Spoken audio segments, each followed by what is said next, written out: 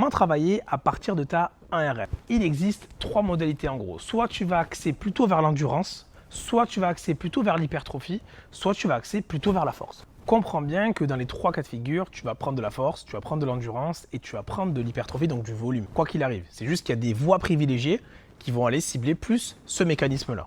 Si tu travailles la force musculaire, il faut que ta RM soit quasiment proche de ton maximum, entre 80 et 90%.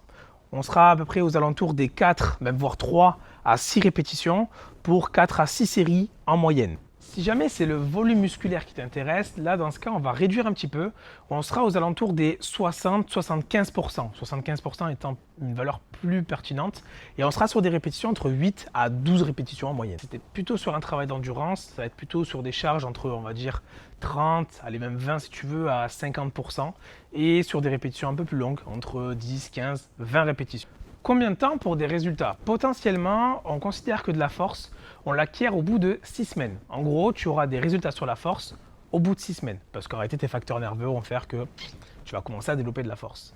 Pour ce qui est de l'hypertrophie, donc quelque chose qui est visible, on est plutôt de l'ordre des 8 à 10 semaines en fait pour commencer à voir des choses. Je t'ai dit tout à l'heure que quelle que soit la modalité, donc endurance, hypertrophie ou force, tu allais gagner potentiellement dans les 3 domaines. Donc ceux qui me disent que c'est de la gonflette, vous n'avez rien compris en fait.